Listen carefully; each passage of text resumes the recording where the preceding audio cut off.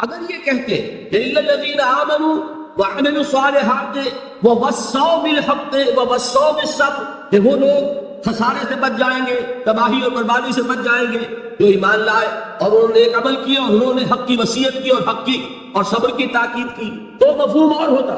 لیکن یہاں تواسو کا لفظ آئے، نہ اوسا نہ وسا، بلکہ تواسو باب تفاعل، جس میں دو مفہوم پیدا ہو گئے. ایک انتہائی تاکید کے ساتھ ایک کام کو کرنا، مبالغے کے ساتھ کرنا، پوری امکانی استعداد کو بروئے کار لا کر کرنا، اور دوسرے آپس میں بھی کرنا، ایک دوسرے کو صبر کی تاکید کرنا، ایک دوسرے کو تلقین کرنا، ایک دوسرے کی ہمت بندھانا، ایک دوسرے کے لیے سہارا بننا. اور یہی وہ چیزیں جو جماعتی زندگی کا خاصہ ہے. گویا کہ مسلمانوں کو اس راستے پر چلنے کے لیے جو سورۃ العصر سامنے ہمارے کھول رہی ہے، اس پر چلنے کے لیے ضرورت ہے ایک اجتماعی زندگی کی. اچھا، اب آئیے صبر کے مراحل اور صبر کے درجات. دیکھیے، میں نے عرض کیا تھا کہ عمل کی پہلی منزل یا ہمارے دینی فرائض کی پہلی منزل کیا ہے؟ اسلام، اطاعت، تقوی، عبادت. خود اللہ کا بندہ بننا، خود اللہ کے اور اس کے رسول کی اطاعت کرنا. اگر ہم خود اللہ اور اس کے رسول کی اطاعت نہیں کرتے تو کسی کو کیا منہ لے کر کہیں کہ تم اللہ کو مانو اور اللہ کے رسول کو مانو؟ وہ پلٹ کر ہم سے نہیں کہے گا کہ دامن کو ذرا دیکھ، ذرا بندے قبا دیکھ، مجھے کیا نیکی کی تلقین کرنے آئے ہو، ذرا اپنا دامن دیکھ. تو پہلے ضروری ہے جو شخص دوسری منزل کی طرف جانا چاہتا ہے، پہلے وہ پہلی منزل جو ہے اس کا تو اہتمام کرے، اللہ کا بندہ بنے، اللہ کی اطاعت کرے، رسول کی اطاعت کرے، اور اللہ کا کوئی حکم نہ توڑے، پوری طرح سرنڈر کرے. ادخلوا فی السلم کافہ، یہ میں کل بیان کر چکا ہوں کہ یہ اسلام یا یہ عبادت یا یہ تقوی جزوی نہیں ہو سکتا، کلی ہوگا، پوری زندگی میں ہوگا، ہمہ تن ہوگا، ہمہ وقت ہوگا، ہمہ وجوہ ہوگا. اب اس کے ساتھ ہی ہم نے جوڑا جہاد کو. اس کے لیے 3 جہاد کرنے پڑیں گے. ایک جہاد اپنے نفس سے، ایک جہاد شیطان سے جو نفس کو بھڑکاتا ہے، نفس میں پھونکے مارتا ہے، نفسانی خواہشات میں اشتعال پیدا کرتا ہے، برائیوں کو مزین کر کے پیش کرتا ہے. اور تیسرے بگڑے ہوئے معاشرے سے، وہ معاشرہ کے جو آپ کو غلط راستے پر چلنے کے لیے دباؤ ڈالتا ہے. اگر ہجوم ایک طرف کو جا رہا ہو، جیسا کہ میں نے عرض کیا تھا، اس رخ پر چلنا بہت آسان، اس کے خلاف چلنا بہت مشکل. ہو سکتا ہے بہت زور لگا کر آپ 5 قدم آگے بڑھیں اور ایک ریلا آئے 10 قدم پیچھے لے جائے. یہ ہوتا ہے. تو یہ جہاد کی تین ایسپیکٹس جو ہے پہلی منزل کے جہاد کے وہ ہم کل پڑھ چکے. اب یہاں صبر کا لفظ سمجھیے. 2 صبر ہوں گے تو یہ کام ہو سکے گا. علماء کرام نے اس کے لیے کیا اصطلاحات وضع کی؟ صبر علی الطاعۃ اور صبر عن المعصیہ. جیسے اطاعت اور تقوی ایک ہی چیز کے 2 رخ ہیں. اللہ کا حکم ماننا اطاعت، اللہ کے حکم کو نہ توڑنا تقوی.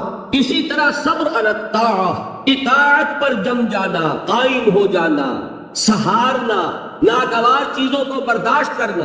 بڑی سخت سردی پڑ رہی ہے، فجر کا وقت ہے، گرم پانی کا اہتمام نہیں ہے. اب اس وقت فجر کی نماز کے لیے اٹھنا، ٹھنڈا پانی اگر ہے تو وضو تو کرنا ہوگا، اس ٹھنڈے پانی سے وضو کرنا، اس وقت لحاف سے نکلنا ہی بہت مشکل، ٹھنڈے پانی سے وضو کرنا اور مصیبت. یہ جب تک انسان میں صبر کا مادہ نہ ہوگا ممکن ہی نہیں. اس کو کہیں گے صبر علی الطاعۃ، اطاعت پر صبر کرنا. ناگواری محسوس ہو رہی ہے لیکن اس ناگواری کو برداشت کرتے ہوئے انسان اللہ کے حکم کے اوپر جمع رہے، اللہ کے حکم پر عمل کرے. یہ کیا ہے؟ یہ صبر ہے. اگر یہ صبر نہیں ہے تو ظاہر بات ہے کہ انسان اللہ کے اس حکم پر عمل نہیں کر سکے. اسی طریقے سے اب منفی رخ لی گئی. میں نے مثال دی تھی نا، ایک شخص رشوت پیش کر رہا ہے، آپ کہیں میجسٹریٹ ہے یا کہیں آپ اور کسی ایسی پوزیشن میں ہے کہ آپ اس کو کوئی ناجائز فائدہ پہنچا سکتے ہیں، اور وہ آپ کو رشوت پیش کر رہا ہے. مال وہ چیز ہے جو نفس کو محبوب ہے، نفس جو ہے وہ آپ کو پٹی پڑھا رہا ہے کہ لو اس کو قبول کر لو. اس وقت اگر آپ اپنے آپ کو تھامیں گے نہیں، روکیں گے نہیں، تو کیسے آپ کر سکیں گے اس ٹیمپٹیشن کا مقابلہ؟ یہ ہوگا صبر عن المعصیہ، معصیت سے اپنے آپ کو روکنا اور صبر کرنا. دیکھیے اس کی کتنی اعلیٰ مثال ہے سورہ یوسف میں. حضرت یوسف علیہ السلام جوان ہے، نہایت حسین ہے. پھر وہ عورت جو ہے امراۃ العزیز، اتنے بڑے سرکاری افسر کی بیوی، وہ گناہ کی دعوت دے رہی ہے. اس وقت اپنے آپ کو تھامنا. قرآن مجید نے کہا ہے نا کہ وَلَقَدْ هَمَّتْ بِهِ وَهَمَّ بِهَا لَوْلَا رَأَىٰ بُرْهَانَ رَبِّهِ. اس عورت نے تو اس برائی کا قصد کیا ہی تھا، حضرت یوسف کی طرف پیش قدمی کی ہی تھی.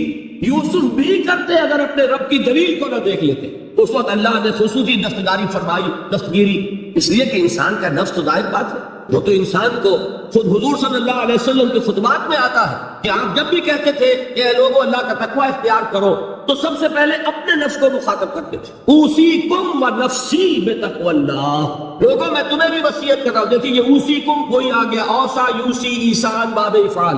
اوصیکم ونفسی بتقوی اللہ، لوگوں میں تمہیں بھی وصیت کر رہا ہوں اور اپنے نفس کو بھی وصیت کرتا ہوں کہ وہ اللہ کا تقوی اختیار کرے. تو یہ نفس کو تھامنا، روکنا ان چیزوں سے جو اسے مرغوب ہے، یہ ہے صبر عن المعصیہ.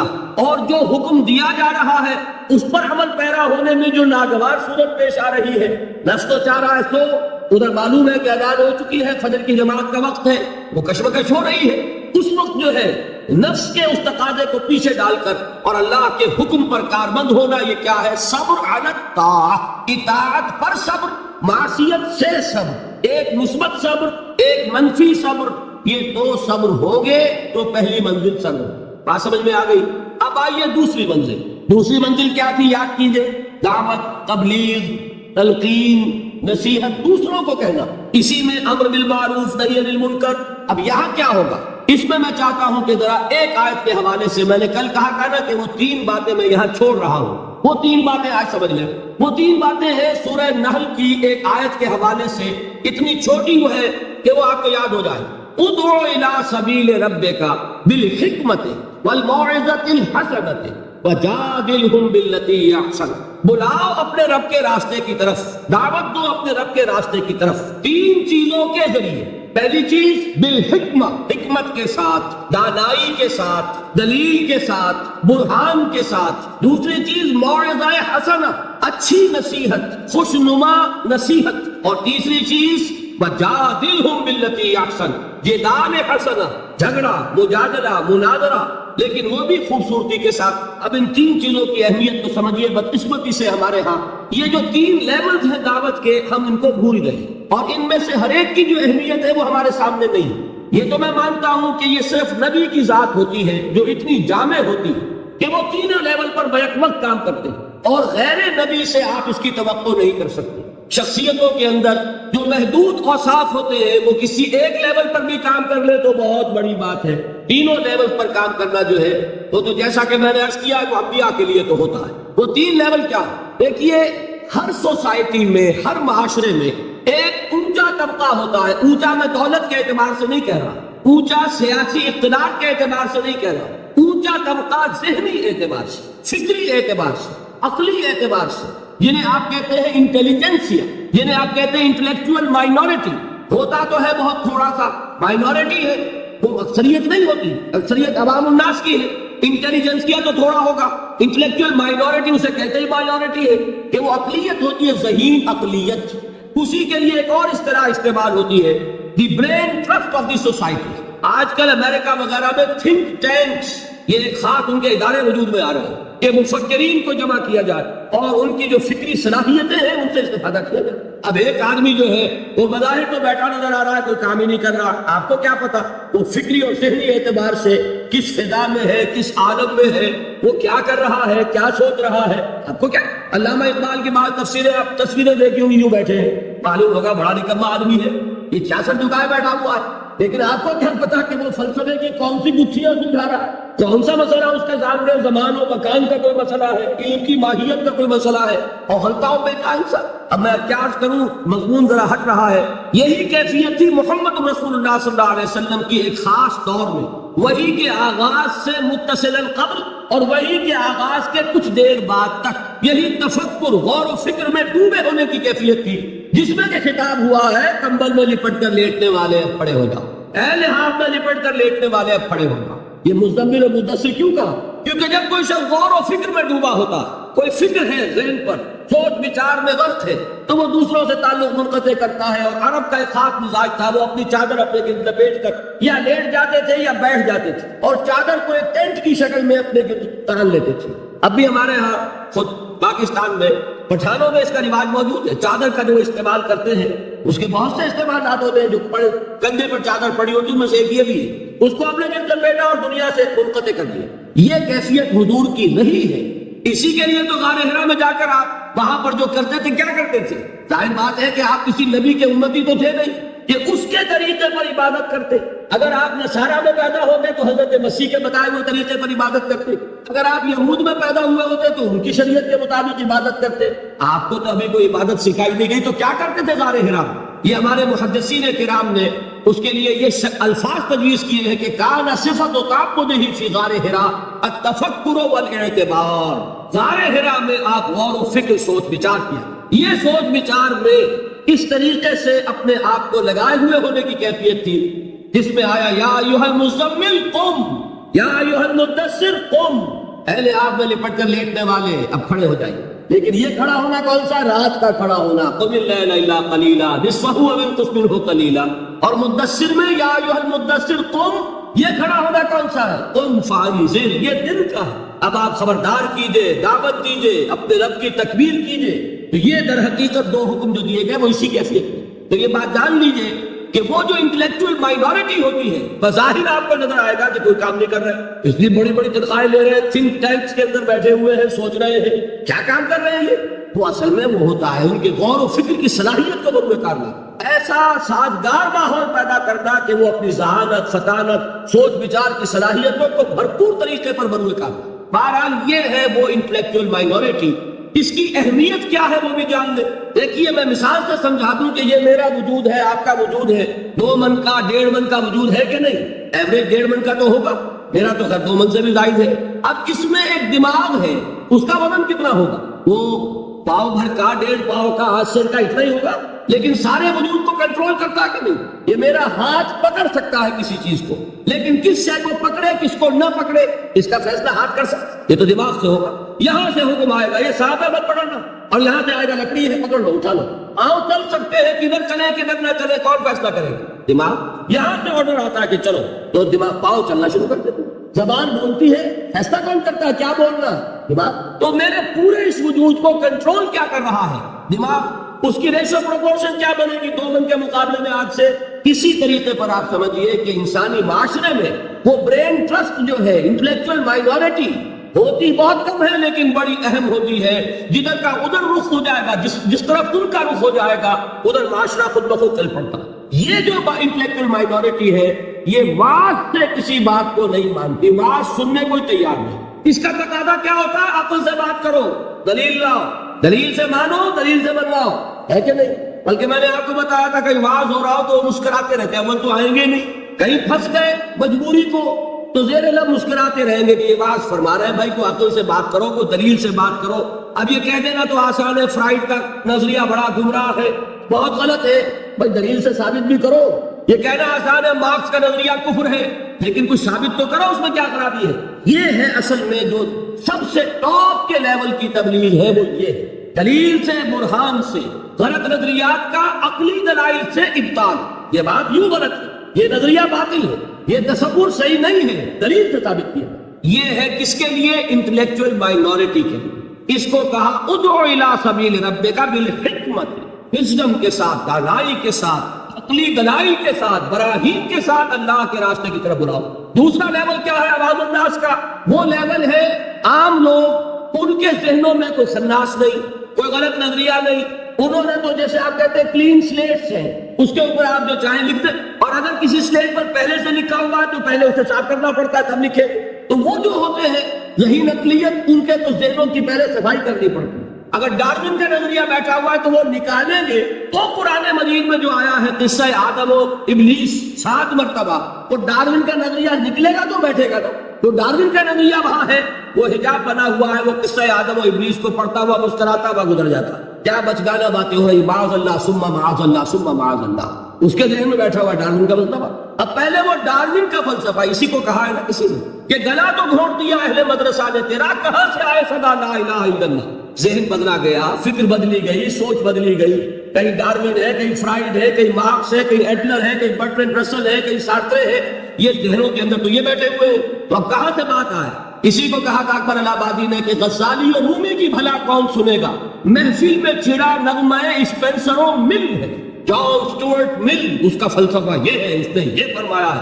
جس کے دماغ میں یہ بیٹھا ہوا ہے وہ غزالی کی بات کہاں سنے گا، رومی کی بات اس کے پلے کہاں پڑے گی؟ تو اس کے لیے تو ہے وہ بڑا کٹھن کام، اور کٹھن کام ہونے ہی کی وجہ سے ہم کرتے نہیں۔ عوام الناس میں واعظ سے نصیحت کرنا، تبلیغ کرنا یہ آسان ہے، لہذا ہمارے ہاں اس وقت جو کام ہوتا ہے وہ اسی بنیاد پر ہوتا ہے، اسی لیول پر ہوتا ہے۔ واعظ ہے، نصیحت ہے، میں اس کی نفی نہیں کر رہا، عوام کے لیے وہی مفید ہے۔ عوام کو آپ خامخواہ فلسفے پہ پڑھانے بیٹھ جائے تو یہ بھی در حقیقت ان کے ساتھ ظلم ہوگا۔ کلموا الناس علی قدر عقولہم، وہ کیا ہے واعظ، اور واعظ جو ہے وہ کوئی گالی نہیں ہے، واعظ بہت ہی مفید ہے، بشرطے کے دماغ میں کوئی خناس نہ ہو، فطور نہ ہو، کوئی غلط نظریے بیٹھے ہوئے نہ ہو، تو از دل خیزت بر دل ریزت، دل سے بات نکلے گی اور دل میں جا لگے گی۔ صرف یہ ہے کہ عوام الناس ایک بات کے بارے میں جان لیجئے، بڑے حساس ہوتے ہیں۔ یہ تو چونکہ در حقیقت کوئی عقلی علمی بات نہیں ہوتی، یہ احساس ہوتا ہے۔ اگر آدمی یہ محسوس کرے کہ یہ شخص اپنی دھوس جمانا چاہ رہا ہے، یہ میرے اوپر اپنے علم کا روب جھاڑنا چاہتا ہے، تو آپ کی بات کا اثر نہیں ہوگا۔ اور اگر محسوس کرے کہ یہ میرا مخلص ہے، میرا خیر خواہ ہے، میری بھلائی کے لیے بات کہہ رہا ہے، اس نے کوئی دھندا نہیں بنایا ہوا، اس نے یہ پروفیشن نہیں اختیار کیا ہوا، بلکہ یہ خالصتاً لوجہ اللہ بات کہہ رہا ہے، تو وہ بات واقعتاً دل سے نکلی ہوئی بات دل میں جا کے سن۔ یہ ہے عوام الناس کے۔ اب تیسرا لیول ہے وہ جو آپ کا معاشرہ ہے، قادیانی مبلغین بھی موجود ہے کہ نہیں، عیسائی بھی موجود ہے کہ نہیں، پاکستان میں تبلیغ ہو رہی ہے عیسائیت کی، اور ان کے اعداد و شمار پڑھیے، کتنے لوگ ہیں کہ جو عیسائی ہو گئے پاکستان بننے کے بعد پاکستان، کتنے نئے چرچ ہیں کہ جو تعمیر ہوئے پاکستان میں پاکستان بننے کے بعد، ان کے مشنز کی رپورٹ پڑھیے، رونا آتا۔ وہ کیوں ہے کہ ان کے پروفیشنز ہے، پروفیشنل پادری ہے، بڑی ٹریننگز لے کر آتے ہیں، کروڑوں روپے کے بجٹ ہیں ان کے مشنز کے، پوری حکومتیں ان کی پشت پر ہے، وہ اندر ہی اندر دیمک کی طرح چکر۔ اب ان کا مقابلہ کرنا ضروری ہے، اگر مقابلہ نہیں کریں گے تو نتیجہ کیا نکلے گا کہ ان کا ایک اثر قائم ہو جائے، جس چیز کا نام آپ مناظرہ کہتے ہیں۔ اور آج ہمارے بعض تعلیم یافتہ لوگ مناظرے کو گھٹیا چیز سمجھتے ہیں، بری چیز سمجھتے ہیں، لیکن یہ جان لیجئے کہ مناظرہ بھی ضروری ہے، اس لیے کہ اگر یہ نہیں کریں گے تو آپ کے اپنے عوام جو ہے ان کے زیر اثر آ جائیں گے۔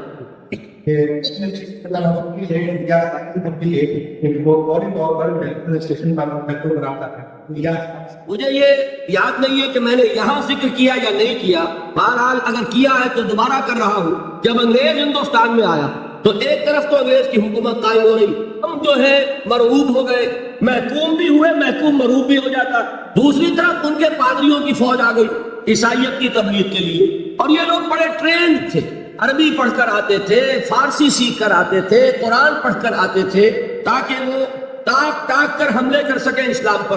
اب ہمارے علماء کی اس اعتبار سے ٹریننگ نہیں تھی، وہ تو ہر کام کے لیے ٹریننگ ہوتی ہے، اب انہیں تو چونکہ مسلمان ملک تھا، فتویٰ دینا ان کا کام تھا، کیا چیز ضروری ہے، کیا حرام ہے، کیا جائز ہے، کیا ناجائز ہے۔ کبھی کسی عیسائی سے مناظرے کا موقع ہی پیش کیا ہے، نتیجہ یہ نکلا کہ ایک پادری فینڈر تھا جرمن، کلکتے سے چلا دلی تک پہنچ گیا، اور جس شہر میں گیا اس نے علماء کو چیلنج کیا کہ مجھ سے مناظرہ کرو، اور ہر شہر میں جس نے بھی مقابلہ کیا، مناظرہ کیا، اس نے شکست کھائی اس سے۔ پھر وہ جامع مسجد دہلی کی سیڑھیوں پر کھڑے ہو کر اعلان کرتا ہے کہ میں کلکتے سے چل کر یہاں تک آ گیا ہوں اور کوئی مسلمان عالم میرا مقابلہ نہیں کر سکا، میں آج جامع مسجد دہلی کی سیڑھیوں سے چیلنج دے رہا ہوں پورے ہندوستان کے علماء کو کہ کوئی شخص مجھ سے مناظرہ کرے۔ اب آپ سوچئے اس کو، اگر اس وقت کوئی اس کے مقابلے میں نہ آتا تو آپ کے عوام کے اوپر کیا اثر قائم ہوتا؟ ایک طرف انگریز حاکم ہے، ہم محکوم ہیں، اس کی تہذیب سے ویسے ہی مرعوب ہو گئے، دوسری طرف یہ کہ ہمارے علماء بھی مار کھا گئے، عوام میں جس پہ جنگل کی آگ کی طرح عیسائیت پھیلتی، اس کا تصور نہیں کر سکتا۔ اس وقت اللہ کا ایک بندہ، یہ اللہ کی سنت ہے، اقبال کا بڑا پیارا شعر ہے، خون اسرائیل آ جاتا ہے آخر جوش میں، توڑ دیتا ہے کوئی موسیٰ طلسم سامری۔ اللہ تعالیٰ نے بر وقت اٹھا دیا۔ وہ اقبال نے مصرع استعمال کیا ہے حضرت مجدد الفسانی رحمت اللہ علیہ کے لیے کہ اللہ نے بر وقت کیا جس کو خبردار، وہ ہند میں سرمایہ ملت کا نگہبان، اللہ نے بر وقت کیا جس کو خبردار۔ اسی طرح کی ایک شخصیت مولانا رحمت اللہ کیرانوی رحمت اللہ علیہ، وہ آئے میدان میں قم ٹھوک کر، انہوں نے مناظرہ کیا، پادری فینڈر کو ایسی شکست فاش ہوئی کہ پھر وہ ہندوستان چھوڑ کر بھاگا۔ اس نے جا کر پھر ترکی میں ڈیرا لگایا، اس وقت تک ابھی خلافت تھی ترکی کی، خلافت عثمانی، وہاں جا کر ڈیرا لگایا، وہاں کا کوئی عالم مقابلہ نہیں کر سکا۔ یہ مولانا رحمت اللہ کیرانوی گئے تھے حج کے لیے، جب دارالخلافہ میں خبر پہنچی کہ یہ ہے وہ شخص جس نے شکست دی تھی فینڈر کو، تو وہاں سے ایک ریکویسٹ آئی کہ حضرت یہاں تشریف لائیے، اس پادری نے ہمارا ناطقہ بند کیا ہوا ہے. تو وہ وہاں سے دعوت پر اب جا رہے ہیں ترکی. اسے فینڈر کو جب خبر ملی کہ مولانا رحمت اللہ آ رہا ہے، مولوی رحمت اللہ، وہ وہاں سے بھی ایسا بھاگا مقابلہ نہیں کر سکا. یہ ہے، دیکھیے اس کی ضرورت ہے، اس کی بھی ضرورت ہے. اب یہ میں بتا دوں آپ کو، ایک شخص یہ تینوں کام نہیں کر سکتا. ایک شخص انٹلیکچوئل لیول پر بھی کام کرے، ایک شخص سرمن اور واعظ کی سطح پر بھی کام کرے، اور وہ شخص مناظرے بھی کرے. مناظرہ عیسائیوں سے کرنے کے لیے کچھ اور معلومات درکار. بائبل کو پڑھاؤ جیسے آئے تھے، دیدار صاحب یہاں آئے کہ نہیں آئے؟ اب وہ اس وقت اللہ نے ان کو اٹھا دیا. ایک شخص ہے جو بائبل کے حوالوں سے پادریوں کا ناطقہ بند کیے ہوئے. غالباً آج یا کل ان کا جو مناظرہ ہوا ہے لندن میں، اس کے کیسے آپ کو مل جائیں گے. یہ اللہ کا بڑا فضل ہے کہ اس وقت ایک شخص عالم اسلام میں ایسا اٹھ کھڑا ہوا کہ کئی جگہ پر وہ پادری لوگ جو شکست کھا چکے. تو یہ اللہ کی طرف سے. اب یہ صلاحیت آپ اگر کہیں احمد دیدار صاحب سے کہ ایک قادیانی سے بھی مناظرہ کرو تو نہیں کر سکیں گے. اس کی وجہ یہ کہ اسپیشلائزیشن کا معاملہ ہے. قادیانی سے مناظرہ کرنے کے لیے وہ قادیانی کی ساری کتابیں پڑھی جائیں، اس کا سارا لٹریچر کھنگالا جائے اپنے دل پر جبر کر کے، تبھی تو کر سکے گا نا. تو ایک شخص سارے کام نہیں کر سکتا. اس کے لیے ضرورت کیا ہے؟ اداروں کی ضرورت ہے جہاں پول اپ کیے جائیں صلاحیتیں، کہ جو لوگ انٹلیکچوئل لیول پر کام کر سکتے ہیں وہ اس لیول پر تیاری کریں. جو لوگ عوامی سطح پر باز اور نصیحت کے ذریعے سے عوام الناس کو اللہ کی طرف بلا سکتے ہیں وہ اس کا کام کریں. پھر جو جدال کرنے والے ہیں، مناظرہ اور مجادلہ، وہ آئے اور وہ اپنے اپنے مختلف جو ہیں جتنے بھی ان کے اندر وہ اسپیشلائز کرے اور ان کا مقابلہ کرے. ہندوستان میں عیسائیوں کی طرف سے حملہ ہوا اسلام پر، اور اسی وقت ہوا تھا آریہ سماجیوں کی طرف سے. آریہ سماجیوں سے مناظرے کرنے میں مولانا ثناء اللہ امرتسری، ان کو اللہ نے ایک صلاحیت دی. اور یہ غلام احمد قادیانی بھی جو پہلے مشہور ہوا، وہ در حقیقت انہیں مناظروں کی وجہ سے. آریوں کے مقابلوں میں کچھ نے فتح حاصل ہوئی، کچھ عیسائیوں کے مقابلے میں فتح حاصل کی تو مسلمانوں میں پاپولر ہو گیا. اور اب جو دماغ میں خداش پیدا ہوا، ظرف کم ہو تو زیادہ پڑ جائے تو چھلک جاتا، لہذا میں یہ ہوں اور میں وہ ہوں اور میں نبی ہوں اور میں فلاں ہوں. پھر یہ دعوے اس نے کیے، فضل و اضل، گمراہ ہوا اور نہ معلوم کتنوں کو گمراہ کر گیا. لیکن اپنی جگہ یہ بات سمجھ لیجئے کہ دعوت کے یہ تینوں لیول ضروری ہیں. ادعو الی سبیل ربک بالحکمت والموعظۃ الحسنۃ وجادلھم باللتی احسن. یہ تین چیزیں نوٹ کر لیجئے. جیسے پہلی سطح پر تین جہاد تھے، نفس سے جہاد، شیطان سے مقابلہ اور بگڑے ہوئے معاشرے کے غلط دباؤ کا مقابلہ. وہاں صبر کیا تھا؟ صبر عن المعصیہ، صبر علی الطاعہ. اب یہاں کون سا صبر درکار؟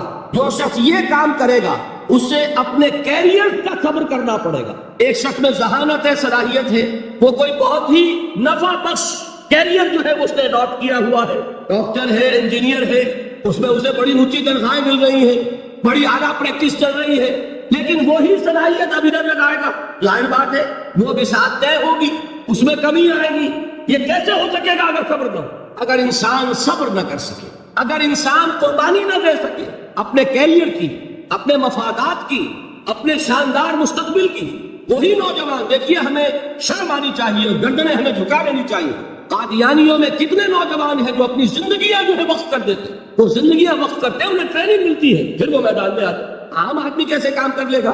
آپ سوچئے کہ آپ اپنے بچوں کو اس کام کے لیے وقت کرنے کے لیے تیار ہوں گے؟ ذرا بھی کوئی کھاتا پیتا انسان ہو، ذرا سی بھی اس کی کوئی حیثیت ہو، وہ کبھی سوچنے میں بھی تیار نہیں. بھائی چندہ لے لو، اللہ اللہ خیر صلی اللہ، جان چھوڑو، ہم اپنی اولاد کو اس کام کے لیے نہیں دے سکتے. یہ ہے ہمارا حال. اور یہی وجہ ہے کہ وہ دین حق جو ہے پامال ہے. آج ہی کوئی صاحب کہہ رہے تھے قادیانیت افریقہ میں بہت پھیل رہی ہے. کیوں پھیل رہی ہے؟ باطل جو ہے عیسائیت پاکستان میں پھیل رہی ہے. کیوں پھیل رہی ہے؟ آخر حکومتیں ہیں، پیسے خرچ کرتی ہیں، ان کے پادری سرد ترین ممالک کے رہنے والے لوگ گرم ترین ممالک میں آ کے زندگیاں گزارتے کہ نہیں گزارتے؟ آج تو پھر بھی ایئر کنڈیشن ہے ان کے لیے، لیکن ایک زمانہ وہ بھی تو تھا جبکہ وہ جیکب آباد میں اور کہاں پنجاب کے تھل کے صحراؤں میں وہ لوگ گئے ہیں، اس وقت ایئر کنڈیشن بھی نہیں تھے. انہوں نے وہاں جا کر کام کیے ہیں، ان گرمیوں کو جھیلا. تو کام تو کرنے سے ہوتا ہے، صبر کا مادہ نہیں ہوگا تو آپ کام نہیں کر سکیں گے. اور اسی کا ایک دوسرا رخ ہے، جب آپ دعوت حق کے لیے کھڑے ہوں گے پہلا قدم کیا آتا ہے؟ استہزاء، تمسخر، مذاق اڑانا. جس کی میں مثال اب دینا چاہتا ہوں محمد رسول اللہ صلی اللہ علیہ وسلم کی شخصیت سے. دیکھیے ہم کیا اور ہماری بساط کیا، ہم کیا مبلغ ہوں گے، کیا داعی ہوں گے، ہمارے اپنے دامن پر داغ ہوتے ہیں، لیکن یہ کہ محمد رسول اللہ کے دامن پر کوئی داغ تھا، ان کو تو سارے مکے والے الصادق الامین کہتے تھے، نہایت محبوب شخصیت تھے، ان کے لیے تو جا صادق یا الامین یہ الفاظ سننے میں آتے تھے، آنکھوں کا تارا۔ لیکن جب آپ نے دعوت اب شروع کی، اب قرآن مجید میں دیکھیے، کسی نے کہا مجنون ہو گئے، دماغ خراب ہو گیا، پاگل ہو گئے، اجی شاعر ہے، کچھ شعر دوڑ لیتے ہیں ہم پر بہت جماتے۔ کسی نے کہا ساحر ہے، کچھ جادو سیکھ لیا، یہاں تک کہ ایسے بدبخت بھی پیدا ہوئے، قرآن میں ہے ساحر کذاب، سحر کرنے والا، جادوگر، نہایت جھوٹا۔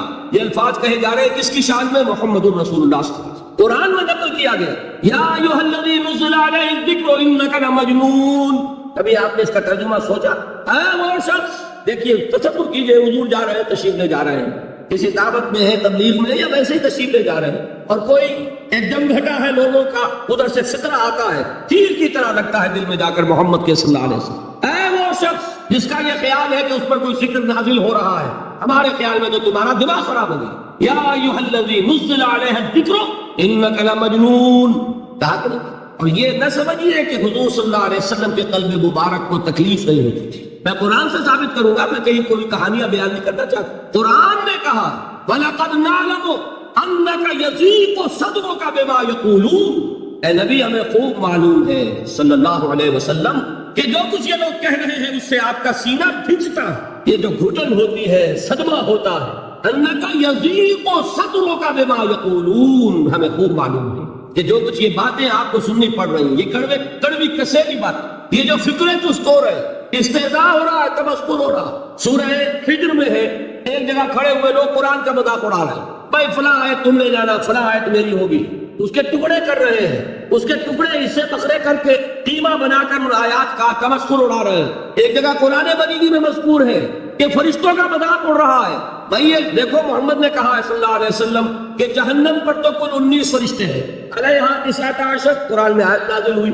ایک پہلوان کہتا بھائی 10 کو تو میں سنبھال لوں گا، باقی موقع تم انتظار کر لو۔ یہ باتیں آ رہی ہیں حضور کے کان میں، کلام الہی کے ساتھ کیا سلوک ہو رہا ہے، مجھ پر کیا فکرے کچھ کیے جا رہے ہیں، مجھ پر جس طریقے سے استہزاء اور تبسخر کا رویہ اختیار کیا گیا ہے، دل بھج رہا ہے، دل میں صدمہ ہے۔ دیکھیے سورہ نون ہے، اور میرے نزدیک یہ دوسری وحی ہے جو حضور پر نازل ہوئی ہے، اس کی ابتدائی آیات، نون والقلم وما یسطرون ما انت بنعمت ربک بمجنون وان لک لاجرا غیر ممنون وانک لعلی خلق عظیم فستبصر ویبصرون بأیکم المفتون ان ربک هو یعلم بمن ضل عن سبیلہ وهو اعلم بالمہتدین۔ نون، قسم ہے قلم کی اور جو کچھ یہ لکھتے ہیں۔ اے نبی آپ اپنے رب کی نعمت سے مجنون نہیں ہیں۔ یہ کیوں کہا جا رہا ہے؟ حضور کو جو صدمہ پہنچا ہے وہی نازل ہوئی ہے دل جوئی کے لیے، تسلی کے لیے۔ آپ کیوں برا منا رہے ہیں؟ اے نبی آپ کیوں صدمہ اور رنج اور اندوہ محسوس کر رہے ہیں؟ ان بدبختوں کے کہنے سے کوئی آپ مجنون ہو جائے گا؟ مان تب نعمت رب کا بھی مجنون وَإِنَّ لَكَ لَأَجْرًا غَيْرَ مَمْنُونَ۔ آپ کو جو یہ صبر کرنا پڑ رہا ہے، آپ کو جو یہ جھیلنا پڑ رہا ہے، اس کی وجہ سے آپ کو وہ اجر ملے گا جس کا سلسلہ کبھی منقطع نہیں ہوگا۔ وَإِنَّكَ لَعَلَىٰ خُلُقٍ عَظِيمٍ، اور اے نبی آپ تو خلق عظیم کے حامل ہیں۔ آپ کا اخلاق، آپ کا کردار، آپ کی سیرت، آپ کی شخصیت میں طہارت، نفاست، پاکیزگی، آج تک دنیا میں کوئی پاگل، کوئی مجنون ایسا نہیں دیکھا۔ یہ ساری باتیں اللہ تعالیٰ حضور کی دلجوئی کے لیے فرما رہے ہیں۔ اس سے آپ اندازہ کیجئے کہ کتنا صدمہ ہوتا ہوگا۔ یہی ہے، اس ساری چیز کو جمع کیجئے تو یہ چیز کیا ہے؟ وَاصْبِرْ عَلَىٰ مَا يَقُولُونَ وَاهْجُرْهُمْ هَجْرًا جَمِيلًا۔ صبر کرو اے نبی، صبر کرو اے محمد صلی اللہ علیہ وسلم، جھیلو اور برداشت کرو اس پر جو یہ کہہ رہے ہیں۔ اچھی طرح نوٹ کیجئے یہ بات، ذرا سیرت ہی کا سمجھ لیجئے، آج ایک بیان ہو جائے گا۔ یوں سمجھیے جب حضور نے یہ کہا کہ مجھ پر وحی نازل ہوئی، فرشتے سے ملاقات ہوئی، تو اب وہ چہمے گوئیاں شروع ہو گئی، معلوم ہوتا دماغ خراب ہو گیا۔ دیکھیے ہم نہیں کہتے تھے یہ جا کے غار حرا میں بیٹھتے ہیں، کئی کے دن رہتے ہیں، بھوکے رہتے ہیں، وہ خشکی چڑھ گئی نا۔ یہ جس طرح کی باتیں دنیا میں آج ہوتی ہیں اسی طریقہ کی باتیں ہوتی تھی۔ عتبہ ابن ربیعہ ایک مرتبہ آتا ہے، کیونکہ قریش کے بڑے لوگوں میں سے تھا، تو قریب آ کر بڑی اپنائیت کے ساتھ، بڑی شفقت کے ساتھ، بڑے بزرگانہ انداز میں کہتا ہے بھتیجے، حضور سے، بھتیجے اگر واقعی کسی بدروح کا سایہ ہو گیا ہے تم پر، وہ آسیب آ گیا ہے تو مجھے بتا دو، میرے بہت سے عاملوں سے تعلقات ہیں، میں کسی کو بلا کر یہ تمہاری بدروح دور کر دوں گا۔ اب آپ سوچئے کیا بیتی ہوگی حضور کے دل پر. یہ وہ کیفیات ہیں اور یہ نوٹ کر لیجئے 4 برس تک یہی شکل رہی ہے. مخالفت اسی نوع سے ہوئی ہے جس کو کہتے ہیں فزیکل پرسیکیوشن، جسمانی تشدد. وہ پہلے 4 سال نہیں ہوا. اس کی وجہ کیا ہے کہ در حقیقت جب بھی کبھی کوئی ایسی دعوت اٹھتی ہے، اب مجھے اجازت دیجیے میں ایک لفظ انقلاب یہاں استعمال کروں، انقلابی دعوت. کل میں نے کہا تھا نا، ایک ہوتی ہے خالص مذہبی تبلیغ، ایک ہوتی ہے انقلابی تبلیغ. مذہبی تبلیغ کی سب سے بڑی مثال عیسائیت کی تبلیغ، اور انقلابی تبلیغ کی سب سے بڑی مثال اشتراکی تبلیغ. میں باہر سے مثالیں دے رہا ہوں، اندر سے نہیں دینا چاہتا. آگے یہ کہ قدر گفتے باقی فکر کن. آگے انسان اپنی عقل سے کام لے، سوچے، غور و فکر کرے. تو یہ انقلابی تبلیغ تھی محمد الرسول اللہ صلی اللہ علیہ وسلم. اور انقلابی تبلیغ کے اندر یہ بات جان لیجئے کہ پہلا رد عمل جو ہوتا ہے معاشرے کا وہ یہ ہوتا ہے کہ کوئی ایسی بات گھبرانے کی نہیں ہے. ایک آدمی کا دماغ خراب ہو گیا ہے اور کچھ سر پھرے قسم کے چند نوجوان اس کے ساتھ ہے. ایسی کیا بات ہے گھبرانے کی؟ مشتے خاک ہے، بس ان کو چٹکیوں میں اڑاؤ. جو چٹکیوں میں اڑانا کہلاتا ہے، اسی کو قرآن مجید میں ایک اور جگہ کہا گیا ہے، یریدون لیطفئوا نور اللہ بافواہہم. یہ چاہتے ہیں کہ اللہ کے نور کو اپنے منہ سے بجھا دیں، پھونکے مار کے ہی بس. تو پہلا رد عمل جو ہوتا ہے ایک نظام کا، ایک کسی انقلابی دعوت کے خلاف، وہ رد عمل ہوتا ہے استہزاء، تمسخر، مذاق کرو. ان کو، جس کو آپ انگریزی میں کہتے ہیں ڈی مورلائز کر دو. ان کی ہمتیں جو ہے وہ ٹوٹ جائیں. ان کو اس طریقے سے، اسی کا نام ہے آج کل کی اسلام میں کیریکٹر اسیسینیشن. ان کی شخصیتیں جو ہیں ان کو داغدار کر دو، ان کا اعتبار ختم کر دو، ان کا استہزاء کرو، تمسخر کرو. اور یہ میں آپ سے عرض کر رہا ہوں اس وقت ایک گونا فخر کے ساتھ اور اللہ تعالیٰ کا شکر ادا کرتے ہوں کہ میں نے جو کام بھی کیا ہے اس وقت پاکستان میں، آپ نے اخبارات میں دیکھا ہوگا، بڑا دقیانوسی مولوی ہے. بیگمات کا رد عمل جو ہوا وہ آپ کے علم میں ہوگا.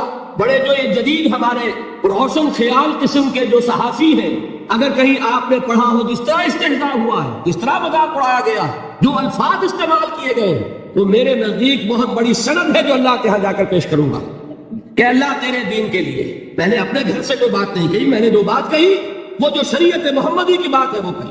اگر اپنی طرف سے کہیں ہو، کوئی اضافہ کیا ہو، تو اللہ تعالیٰ کی پھٹکار ہو مجھ پر اور لعنت ہو مجھ پر. لیکن اگر میں نے وہی کچھ کہا جو شریعت محمدی کا تقاضا ہے اور قرآن اور سنت کی بات ہے، تو پھر اگر مجھے کسی نے پاگل کہا اور کسی نے دقیانوسی کہا اور کسی نے اور فکرہ چست کیا، تو میں اس کے لیے، میں تو سمجھتا ہوں میرے لیے وہ سند ہے جو اللہ تعالیٰ کے ہاں میں جا کر پیش کروں. اور یہ جان لیجئے کہ وہی بات ہوتی ہے ہمیشہ، ہسٹری ریپیٹس اٹسیلف. وہ بات کریں گے جو حضور نے کی تھی، وہی رد عمل سامنے آئے گا جو اس وقت آئے. اس لیے کہ یہ تو جو انسانی مزاج ہے وہ نہیں بدلا، معاشرے کا انداز نہیں بدلا. وہ جو کام ہوگا اس کا رد عمل ابتدائی وہی ہوگا. اور اس میں در حقیقت امتحان ہوتا ہے صبر کا. کیا دل شکستہ ہو کر بیٹھ رہے گا انسان؟ ہمت جواب دے جائے گی، کمر ٹوٹ جائے گی، قوت ارادی اور عزیمت جو ہے مزمحل ہو جائے گی، بھوکوں سے چراغ بجھ جائے گا. یہ جو میں نے آیت آپ کو سنائی تھی اس کا بڑی خوبصورت کے ساتھ ترجمہ کیا ہے مولانا ظفر علی ثانی کہ نور خدا ہے کفر کی حرکت پہ خندہ زن، بھوکوں سے یہ چراغ بجھایا نہ جائے گا. یریدون لیطفئوا نور اللہ بافواہہم واللہ متم نورہ ولو کرہ الکافرون. یہ چاہتے ہیں کہ اپنے منہ کی پھوکوں سے اللہ کے نور کو بجھا دے، حالانکہ اللہ تعالیٰ تو اپنے نور کا اتمام فرما کر رہے گا، خواہ ان کافروں کو کتنا ہی ناگوار ہو. اس کی ترجمانی ہے نور خدا ہے کفر کی حرکت پہ خندقن، پھوکوں سے یہ چراغ بجھایا نہ جائے. بہرحال اس مرحلے پر میں نے آپ کو 2 صبر بتائے. صبر کس چیز سے؟ اپنا کیریئر دنیاوی جو بھی آپ حاصل کر سکتے تھے. صحیح آدمی ذہانت لگائے گا تو دین کی دعوت دے گا ایٹ دی انٹلیکچوئل لیول. اور یہ بات جان لیجئے کہ یہ چیز دنیا میں کسی کمائی کا ذریعہ نہیں بن سکتی. اسے قربانی دینی پڑے گی کیریئر کی، اپنے مفادات کی، تب کام کر سکے. عام آدمی وقت لگائے گا، صلاحیتیں سرچ کرے گا، اپنی وہی اس وقت سے اور توانائی سے پیسہ بنا سکتا تھا. آج کل تو آپ کو معلوم ہے کہ بڑی سادی ہو گئی ہے یہ حساب کتاب کی بات، بہت سادہ. ایک انسکلڈ لیبرر کا 1 گھنٹہ برابر ہے اتنے روپے کی، ایک سکلڈ لیبرر کا 1 گھنٹہ برابر ہے اتنے روپے کی. تو ہر چیز کاؤنٹ کر سکتے ہیں، میئر کر سکتے ہیں. جو شخص 1 گھنٹہ لگا رہا ہے اس نے کچھ پیسہ خرچ کیا ہے، اسی وقت کو لگا کر وہ پیسہ بنا، اسی ذہانت اور صلاحیت سے وہ کمائی کرتا. ادھر لگایا تو وہ جو کمی ہو رہی ہے اس کو برداشت کرنا، اس کو جھیلنا اور خوش دلی سے برداشت کرنا. یہ سمجھنا کہ در حقیقت یہ سب کچھ کیا ہے کہ اللہ تعالیٰ کے ہاں اس کا جو ثواب ملے گا. یہ صبر کا ایک رخ. اور استہزاء ہو، تمسخر ہو، مذاق اڑے، فطرے چست ہو، دقیانوسی کہا جائے، ریئیکشنری کہا جائے، یہ بڑے ریئیکشنری ہیں، یہ بڑے پچھلے زمانے کے لوگ ہیں، اگلے وقتوں کے ہیں یہ لوگ، انہیں کچھ نہ کہو۔ جو کہا جائے سنو، وَاصْبِرْ عَلَىٰ مَا يَقُولُونَ وَاهْجُرْهُمْ هَجْرًا جَمِيلًا، اور صبر کیجئے محمد صلی اللہ علیہ وسلم۔ دیکھیے کوئی پہلو ایسا نہیں ہے جس میں ہمیں ہدایت قرآن مجید سے اور سیرت محمد صلی اللہ علیہ وسلم سے مل لگی۔ اگر اللہ تعالیٰ مقام دعوت پر فائز ہونے کی توفیق عطا فرما دے تو جو مرحلے پیش آئیں گے وہ آپ کو نظر آ جائیں گے سیرت محمدی میں صلی اللہ علیہ وسلم، اور اس وقت حضور سے جو کہا گیا اس سے آپ کے دل پر بھی، اس کے زخمی جو آپ کا دل ہے، آپ کے احساسات ہیں، اس پر مرہم رکھا جائے گا۔ وَلَقَدْ نَعْلَمُ أَنَّكَ يَضِيقُ صَدْرُكَ بِمَا يَقُولُونَ، ہمیں خوب معلوم ہے کہ جو کچھ آج تمہیں سننا پڑ رہا ہے اس سے تمہارا سینہ بھجتا ہے، تمہیں رنج اور صدمہ ہوتا ہے، لیکن وَاصْبِرْ عَلَىٰ مَا يَقُولُونَ، جو کچھ یہ کہہ رہے ہیں اس پر صبر کیجئے، اس کو جھیلیے اور برداشت۔ اچھا، اس مرحلے پر صبر کی ایک تیسری شکل ہے، اس کو بھی سمجھ لیجئے۔ وہ صبر ہے جو میں نے سورہ حامیم السجدہ کے حوالے سے آپ کے سامنے رکھا ہے۔ مقام دعوت پر جو شخص فائز ہو گیا ہو اس کے لیے یہ صبر لازم ہے کہ لوگ گالیاں دیں وہ دعائیں دیں، لوگ پتھراؤ کریں وہ پھول پیش کرے، اگر نہیں کرے گا دعوت نہیں آگے بڑھے۔ اچھی طرح سمجھ، یہ جو قانون ہے السن بالسن والعین بالعین، آنکھ کا بدلہ آنکھ اور دانت کے بدلے دانت اور کان کے بدلے کان، یہ قانون ہے شریعت کا۔ یہ قانون مقام دعوت پر نہیں چلتا، مقام دعوت کا قانون اور ہے، جھیلو، برداشت کرو، مارے کھاؤ، ہاتھ نہ اٹھاؤ۔ اس کا نام ہے پیسو ریزسٹنس۔ جو میں نے کل کہا تھا نا، یہ تین مجھے اصطلاحات آپ کو بتانی ہے اور اس کا مفہوم۔ تیسرے لیول پر جب آپ آ جائیں گے اقامت دین کی جدوجہد میں، اس کے لیے پہلا صبر کیا ہے؟ صبر محض۔ اب میرے پاس کوئی اور لفظ نہیں ہے ترجمہ کرنے کے لیے۔ صبر محض سے کوئی بات شاید بہت سے حضرات کی سمجھ میں نہیں آئے گی۔ صرف صبر کیا مانی؟ Passive resistance. لوگ گالیاں دیں تم دعائیں دو، لوگ تمہیں مار رہے ہو تم ہاتھ مت اٹھاؤ۔ یہ جو پیسو ریزسٹنس ہے مقام دعوت کے لیے یہ لازم۔ اصل میں حضرت مسیح علیہ السلام کے جو جملے عام طور پر ہمارے ہاں مشہور ہیں، بائبل میں ہیں، ان پر ہمارے کچھ علماء فطرے چست کر دیتے ہیں کہ یہ بڑی غیر فطری تعلیم ہے، یعنی حضرت مسیح کے یہ جملے نہیں ہو سکتے، اس لیے کہ شریعت کا قانون تو یہ ہے کہ تمہارے کوئی تھپڑ مارے تو تم تھپڑ مارو۔ قصاص، وَلَكُمْ فِي الْقِصَاصِ حَيَاةٌ يَا أُولِي الْأَلْبَابِ، ہے کہ نہیں؟ اے ہوش مندو، قصاص میں زندگی ہے، بدلہ نہیں لوگے تو شریروں کی حوصلہ افزائی ہوگی۔ اس نے آج تمہارے تھپڑ مارا ہے، تم نے بدلہ نہیں لیا، کل وہ کسی اور کے لگائے گا، اس کو تو یوں سمجھیے نا کہ عادت پڑے گی۔ معاشرے کی درستی کے لیے ضروری ہے کہ بدلہ ہو۔ ایک تھپڑ اس نے لگایا ہے تو تھپڑ اس کے لگے تو اس کے بھی 14 طبق روشن ہو، تاکہ کسی اور کو تھپڑ مارنے کی ضرورت اس میں نہ ہو۔ یہ صحیح ہے کہ معاشرے کی درستی اسی میں، لیکن جو دعوت کا معاملہ ہے بالکل جدا ہے، اس کے قانون اور حضرت مسیح کے الفاظ کیا تھے یا نہیں، بہرحال انجیل میں یہ ہے، اور میں جو بات عرض کر رہا ہوں یہ ہے کہ وہ بالکل صحیح ہے۔ مقام دعوت کے دوران یہی طرز عمل صحیح ہے، اور یہی طرز عمل محمد رسول اللہ نے صلی اللہ علیہ وسلم اپنے ساتھیوں کو تلقین فرمایا۔ وہ کیا ہے؟ وہ الفاظ جو ہے انجیل کے وہ یہ ہے کہ اگر کوئی تمہارے داہنے گال پر تھپڑ مارے بایاں بھی پیش کرو، اگر کوئی تمہارا چوغا لینا چاہے نالش کر کے تو تم اس کو کرتا بھی اتار کے دے دو، اگر کوئی تمہیں بیگار میں 1 کوس لے کے جانا چاہے تم 2 کوس اس کے ساتھ جاؤ۔ اس پر کہا گیا کہ یہ بڑی غیر فطری تعلیم ہے۔ یقیناً قانون کے اعتبار سے غیر فطری ہے، دعوت کے اعتبار سے یہ لازمی ہے۔ یہی دعوت کا یہی قانون ہے جو 12 برس تک مکے میں محمد رسول اللہ نے نافذ کیا۔ صحابہ کو کیا حکم تھا؟ تمہیں کتنا ہی مارا جائے تم جواب میں کوئی کارروائی نہیں کر سکتے۔ نو ریزسٹنس، نو ریٹیلیشن۔ ریزسٹنس تو ہے، پیسو ریزسٹنس۔ ریزسٹنس کیا ہے؟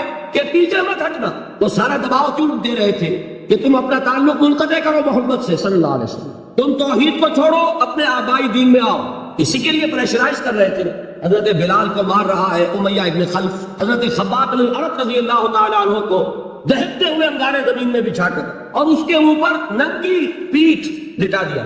آپ ذرا تصور کیجئے، ایک شخص دیکھ رہا ہے کہ دہتے ہوئے انگارے بچھائے جا رہے ہیں، یہ میرے لیے تیار کیے جا رہے ہیں، اور پھر حکم دیا جاتا ہے کرتا اتار دو، کرتا اتار دیتا ہے، لیٹ جاؤ، لیٹ جاتا ہے۔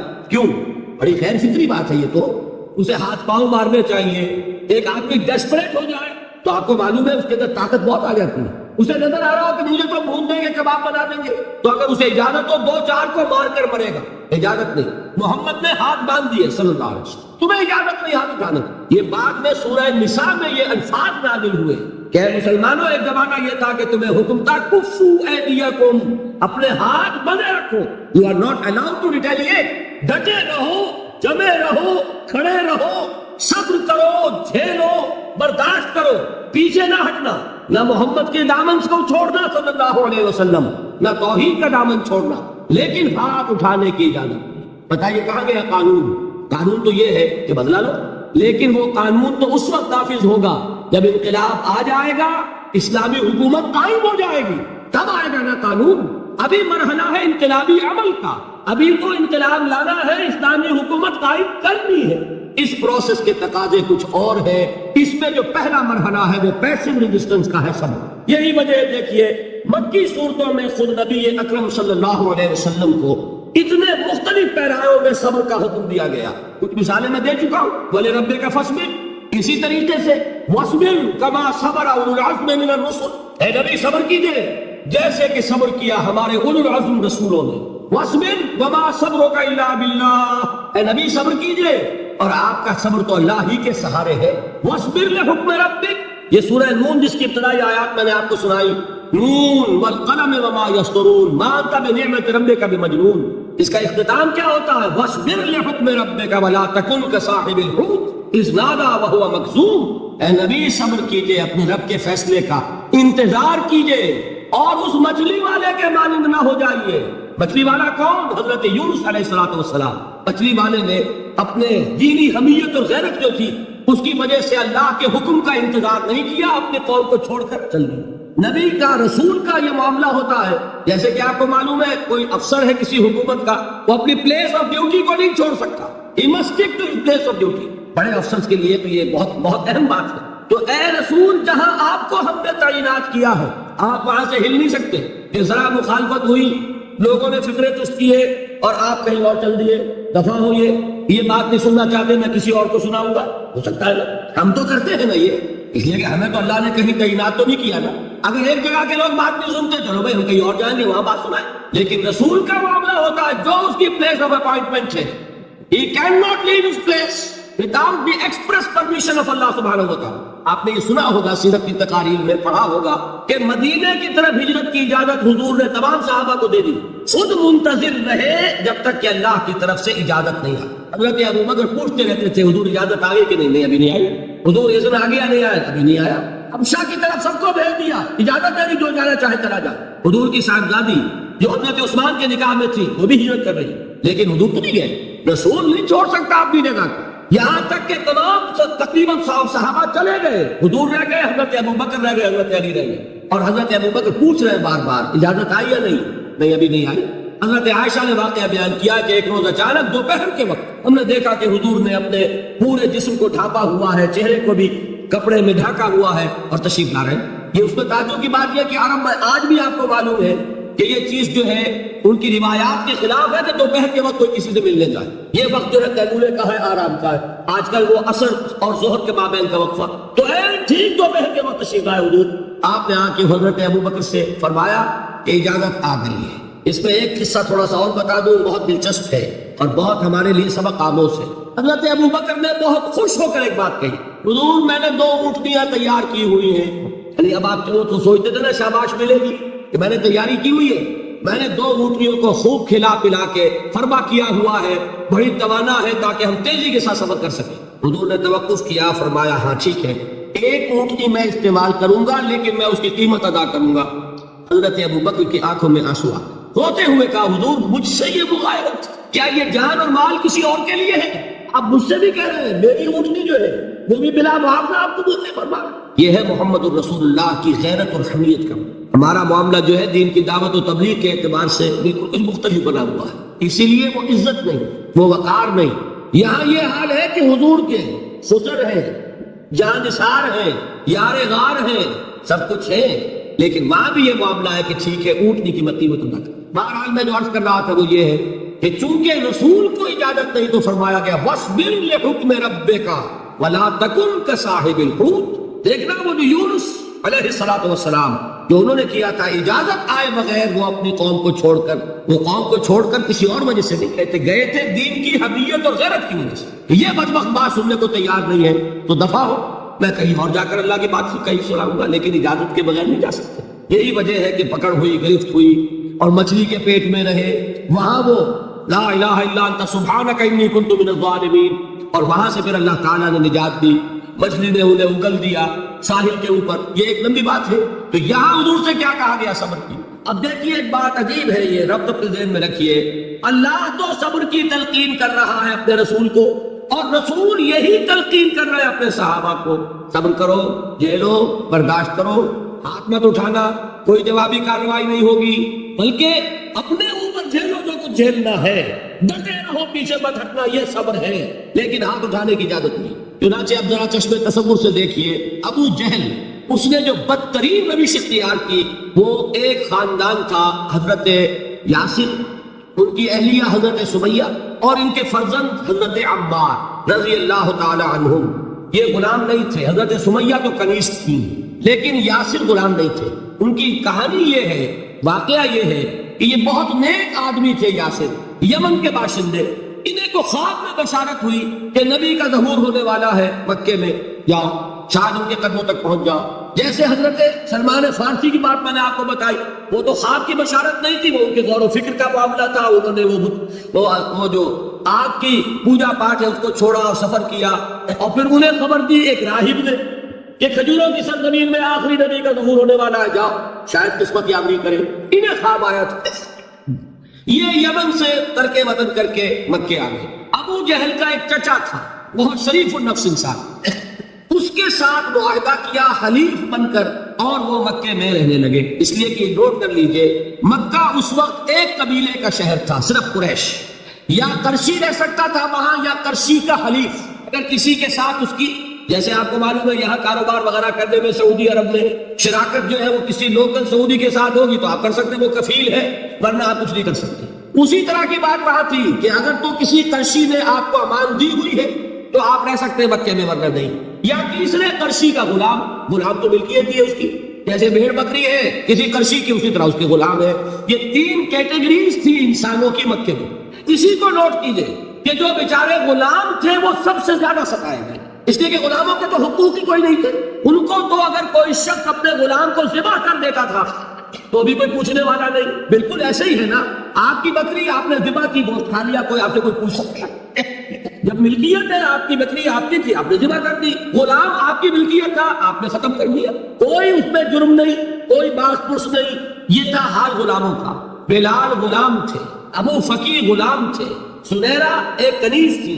ان کو جو مارے پڑی ہیں اس کا آپ کو معلوم، حضرت بلال کے ساتھ جو کچھ سمیہ ابن خلف نے کیا، کہ جس طریقے سے کہ حیوانوں کی لاشیں جو ہے کھینچ کر گھسیٹ کر لے جائی جاتی ہیں، ان کی گردن میں رسی ڈال کر گھسیٹتے، اسی طریقے سے حضرت بلال کے گردن میں رسی ڈال کر پھر دوپہر کے وقت مکے کی سنلاخ گلیوں کے اندر گھسیٹا جاتا، نیچے زمین جل رہی ہے توے کی طرح، اور ویسا بھی ہوتا تھا کہ چک لٹا دیا، اوپر سے وہ آگ مکے کا کہ سورج جو ہے ذرا نوٹ کیجئے، آگ برسا رہا ہے، نیچے زمین توے کی طرح جل رہی ہے، اور ایک بھاری سل بھی لا کر جو ہے سر پر رکھ دی، چھاتی پر رکھ دی گئی ہے کہ آواز نہیں نکل رہی، جھاگ نکل رہے منہ سے، لیکن اس حال میں بھی احد احد احد، ایک اللہ، قل هو اللہ احد، الفاظ نکل رہے۔ یہ ہے وہ صبر، یہ ہے وہ صبر، صبر علی الابتلاء، صبر علی الایذاء۔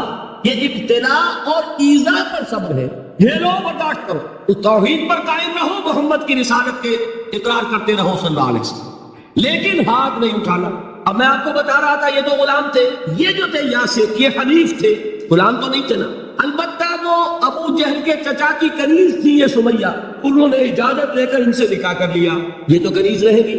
بیٹا جو ہوا وہ بھی ایک طرح سے جب کنیز زیادہ ہے تو غلام ہو گیا، عمار ابن یاسر۔ وہ جو شخص تھا بہت شریف النفس ابو جہل کا چچا، وہ مر گیا، اب ابو جہل جو ہے اس خاندان کا سربراہ ہے، لہذا یہ تینوں جو افراد ہیں وہ اس کے رحم و کرم پر ہیں۔ یاسر کو بھی پروٹیکشن اگر ہے تو ابو جہل کی ہے، ابو جہل جو چاہے کرے، اور سمیہ جو کنیز ہے ہی اس کا تو کوئی حق ہے نہیں، جو چاہے کرے، اور عمار ان دونوں کا بیٹا ہے، لہذا بدترین معاملہ کیا ابو جہل نے ان تین افراد کے ساتھ۔ حضرت سمیہ کے ساتھ جو کچھ کیا گیا ہے آپ اس کا تصور نہیں کر سکتے۔ بالآخر جو شہید کیا ہے حضرت سمیہ کو، ایذائیں دے دے کے، سسکا کے، ان کے جسم کے نازک حصوں کو جلا کے، داغ دے کر، کہتا کیا تھا، ایک دفعہ کہہ دو کہ میرا بھی یہ بت ہے، یہ بھی الہ ہے، مان لو میں چھوڑ دوں گا، کسی طریقے سے ایک دفعہ کہہ دو پھر میں چھوڑ دوں گا.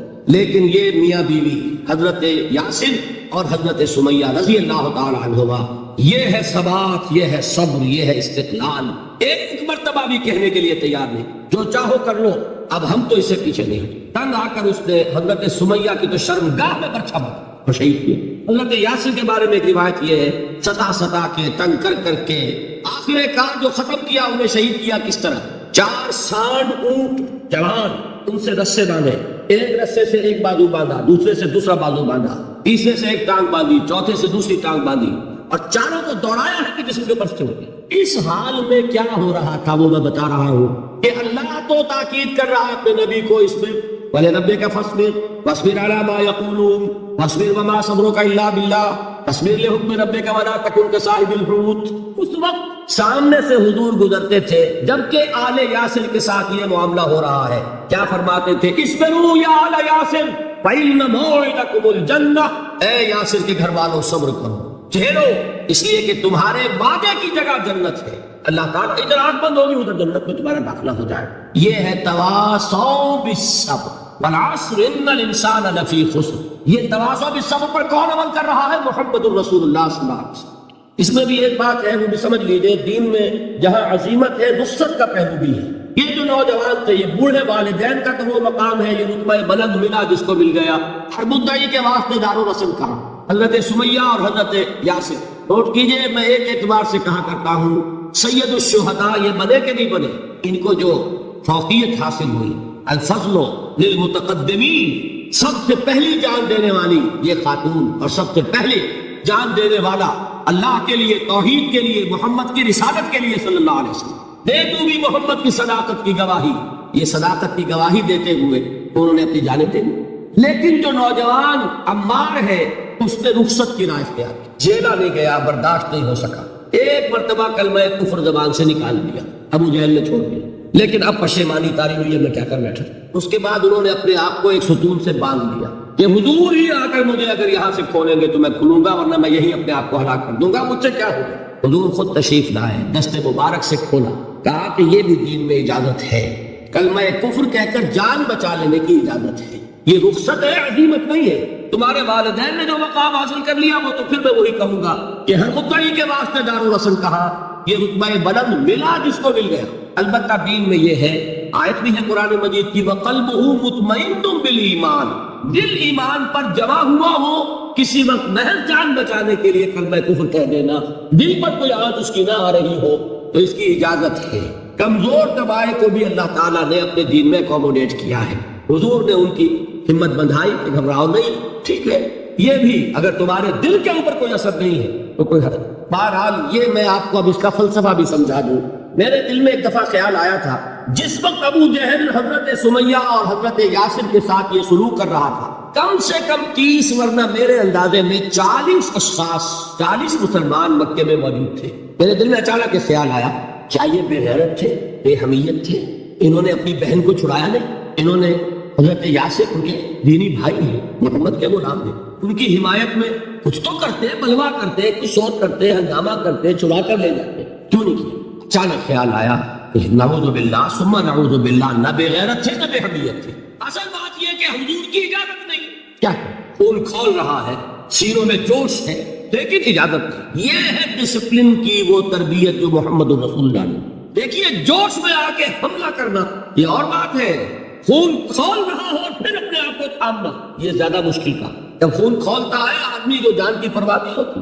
بدر میں جو ہوا ایک واقعہ ایک دفعہ سن کر جھجھری آتی ہے، لیکن واقعہ یہ ہے کہ جب جنگ کی حالت میں اشتعال ہوتا ہے، خون کھول رہا ہوتا ہے، وہ چیزیں آسان ہوتی. وہ جو 2 ٹین ایجرز تھے، نوجوان، جنہوں نے ابو جہل کو ہلاک کیا ہے، حضرت معاذ اور حضرت معوذ انصاری، 2 نوجوان، ان میں سے ایک کا واقعہ آتا ہے کہ ان کے ایک شانے کے اوپر تلوار کا وار پڑا، پورا شانہ کٹ گیا، بازو علیحدہ ہو گیا تقریباً، لیکن کوئی ایک تسمار لگا رہ گیا. کوئی ایک ٹینڈن ہوگا، وہ جو ہوتا ہے سخت سا سفید سا، وہ کوئی لگا ہوا ہے. انہیں پرواہ نہیں، وہ دوسرے ہاتھ سے لڑ رہے، لیکن یہ ہاتھ جو ہے یہ اب چونکہ قابو میں تو ہے نہیں، کنٹرول میں نہیں، مسلز کٹ چکے، تو یہ رکاوٹ بن رہا ہے. ان کے بارے میں آتا ہے اس ہاتھ کو اپنے پاؤں کے نیچے دبایا اور کھینچا اور پھینکتے کہ یہ اس وقت میرے اس راستے میں رکاوٹ بن رہا ہے، جسم کا حصہ میرا. تو یہ بات بھی میرے نزدیک اتنی مشکل نہیں ہے جتنی مشکل یہ ہے کہ خون کھول رہا ہو لیکن چونکہ اجازت نہیں ہے لہذا کوئی اقدام نہیں کیا. یہ زیادہ کڑا امتحان ہے، یہ زیادہ سخت مشکل ہے، اور اس کی تربیت بھی محمد رسول اللہ نے. ویسے میں نے 12 برس کہا ہے لیکن 8 برس کہنا چاہیے، اس لیے کہ مکی دور کے 12 سالوں میں سے 4 سال جو ہے وہ صرف زبانی کلامی ایذا تھی، اور اس کا بھی ہدف تھے صرف حضور.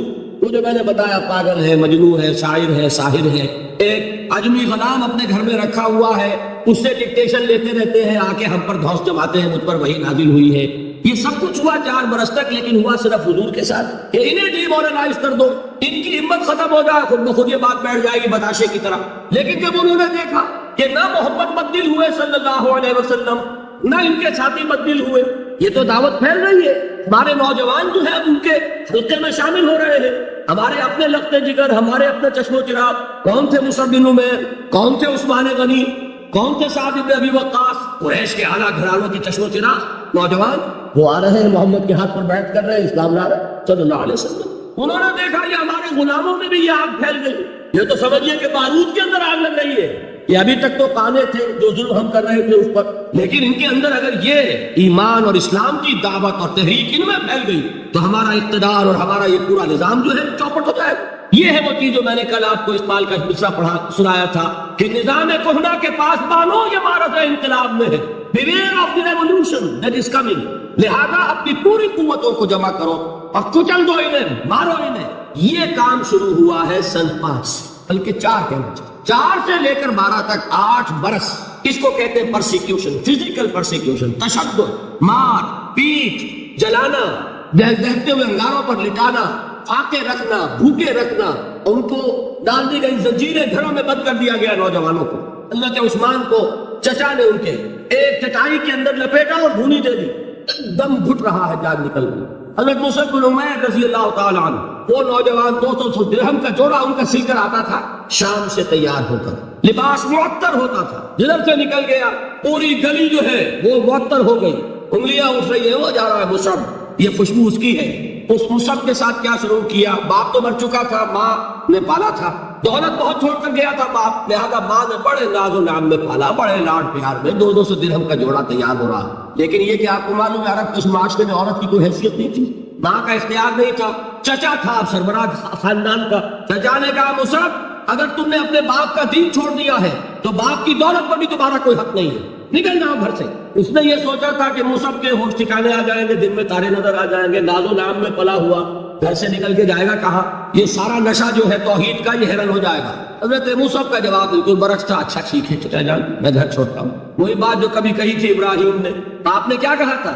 آجرنی ملیا، جاؤ چلے جاؤ، دفع ہو جاؤ میری نگاہوں سے. حضرت ابراہیم نے کیا جواب دیا تھا؟ سلام علیک ساستغفر لک ربی انہ کان بی حفیظ. اچھا باجا آپ کا حکم یہی ہے تو میں چلتا ہوں، آپ پر سلامتی ہو، میرا رب مجھ پر بڑا مہربان ہے، میں اس سے آپ کے لیے استغفار کروں. چل دیے. یہی جو ہے حضرت ابراہیم کی نسل ہے نا قریش. آج ابراہیم کے ایک بیٹے کے ساتھ وہی معاملہ ہو رہا ہے مصعب کے ساتھ، اور مصعب چلنے کے لیے تیار ہو گئے. چچا نے سوچا، میں سمجھتا تھا کہ ہوش ٹھکانے آ جائیں گے، یہ تو تیار ہو گیا نکلنے کے لیے. غصے میں آ کے اگلی بات کہی، یہ کپڑے جو پہنے ہوئے تم نے یہ بھی اسی مشرک باپ کی کمائی کے ہیں، اتارو ان کو.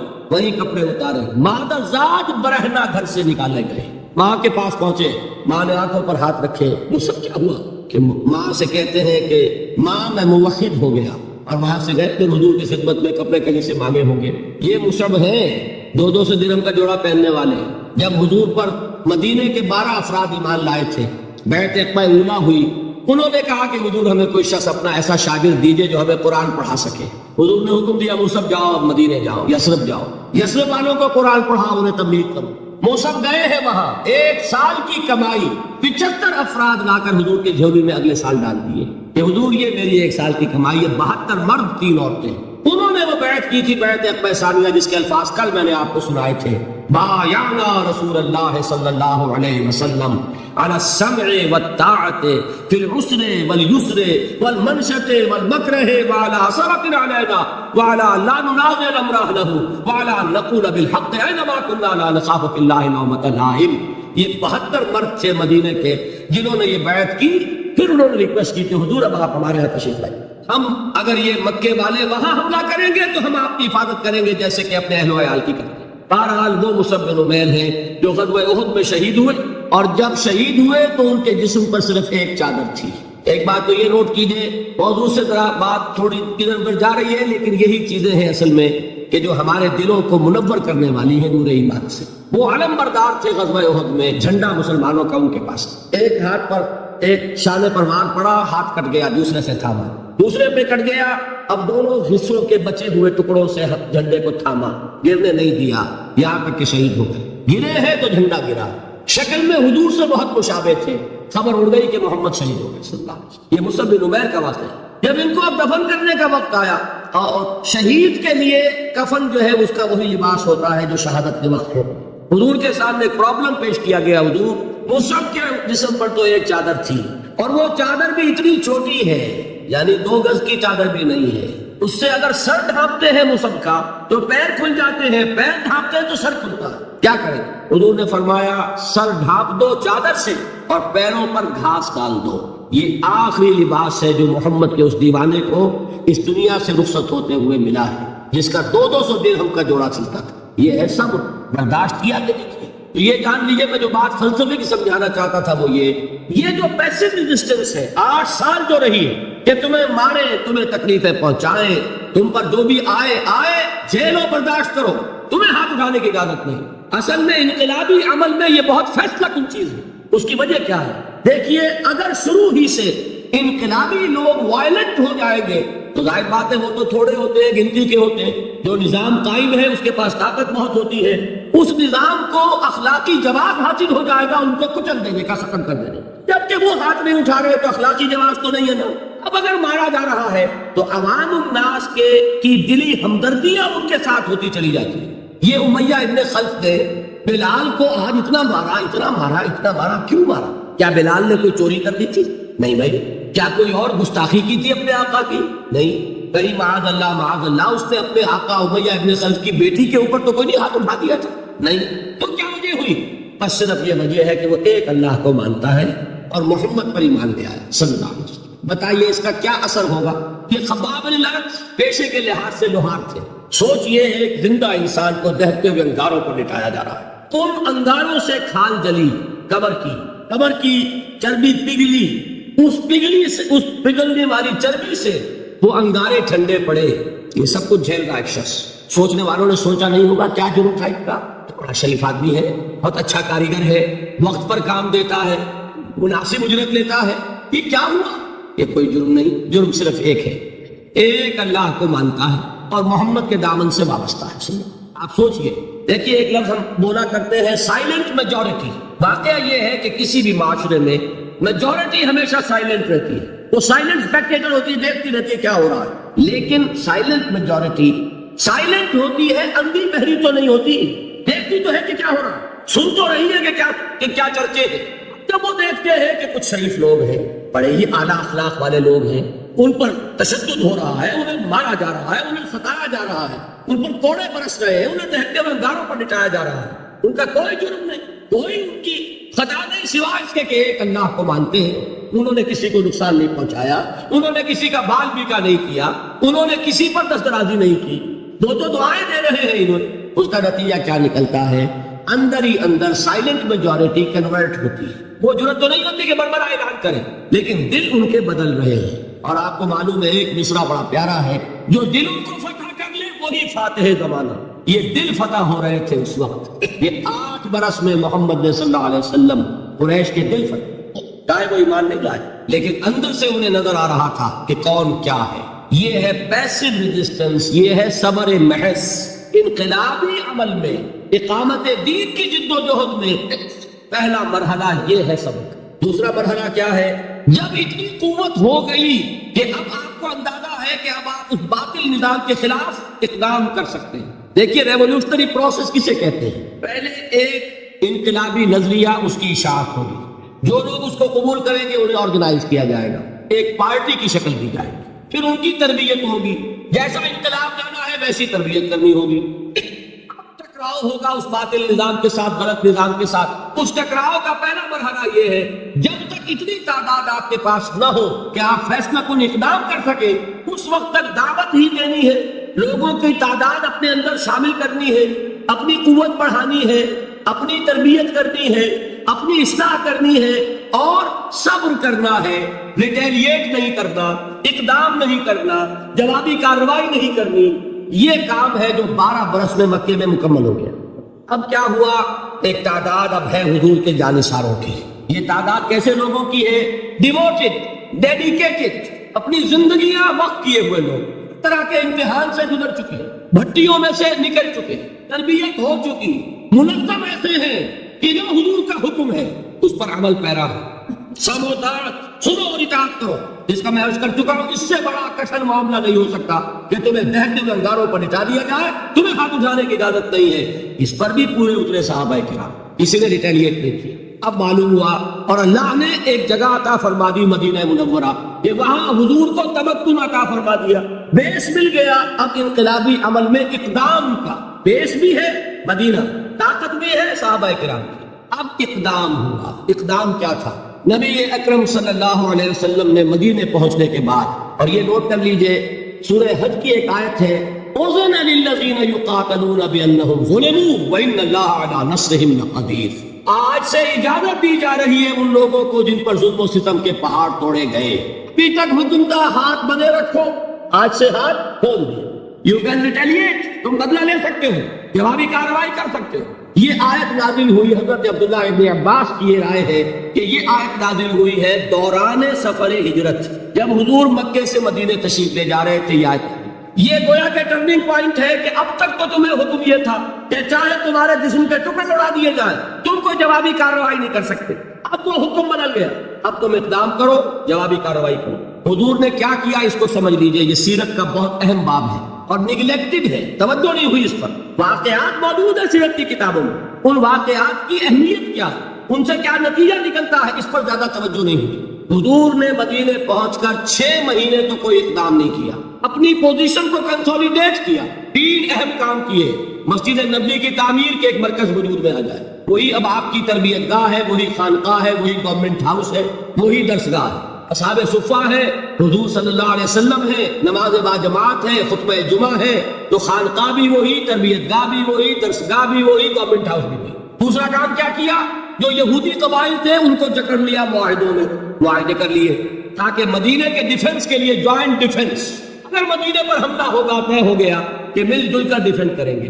یہ ایک بہت بڑا اقدام ہے۔ یہ تو آپ جو مستشرقین ہیں ان کی اگر کتابیں پڑھیں، محمد ایک مکہ، محمد ایک مدینہ، بائی منٹگومری وارڈ، تو آپ کو پتا چلے گا کہ کیا کیا تعریفیں لوگوں نے کی ہیں کہ کس قدر اہم اقدام تھا اور کتنی دور بینی اور پیش بندی کا معاملہ کیا تھا محمد رسول اللہ۔ تیسرا کام کیا کیا؟ مواخات مہاجرین اور انصار کو جوڑ کر ایک وحدت بنا۔ آپ کو معلوم ہے اس کی تاریخ میں کوئی مثال نہیں ہے، ایک انصاری ایک مہاجر بھائی ہو گئے تو لوگوں نے گھر تقسیم کر دی، دکانیں تقسیم کر دی، کاروبار بانٹ دیے۔ یہاں تک واقعہ ملتا ہے کہ ایک انصاری صحابی اپنے مہاجر بھائی کو گھر لے گئے، فرمایا یہ میری 2 بیویاں ہیں، ان میں سے جو تمہیں پسند ہو اشارہ کر دو، میں ابھی طلاق دے دوں گا تاکہ تم ان سے شادی کر لو۔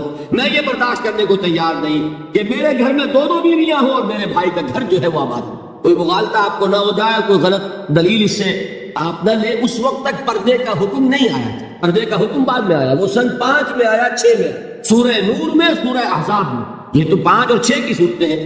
یہ واقعہ ہو رہا ہے سن 1 ہجری میں، تو ابھی پردے کا حکم تھا نہیں، پردہ اس معاشرے میں تھا نہیں۔ گھر لے گئے سیدھے، یہ 2 بیویاں ہیں اور ان میں بھی چوائس تمہارا، جو تم پسند کرو۔ یہ 3 کام ہے انٹرنل کنسولیڈیشن، اور اس کے بعد آپ نے اب چھاپا مار دستے بھیجنے شروع کر دیے مکے کے خلاف۔ اقدام، وہ اقدام کیا ہے جدید اصطلاح میں بات سمجھا دوں گا۔ 2 کام، political isolation of Quraish and economic blockade of مکہ۔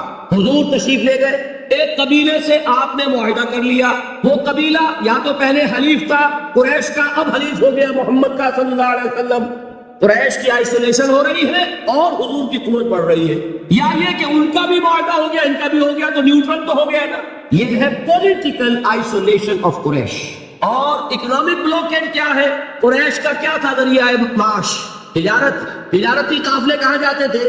شام وہ راستہ گزرتا تھا بدر کے پاس سے، اور جاتے تھے یمن، وہ راستہ گزرتا تھا طائف ہو کر۔ حضور نے دونوں پر دستے بھیجنے شروع کر دیے۔ He proved his military presence on the caravan routes of Quraysh۔ بات سمجھ رہے؟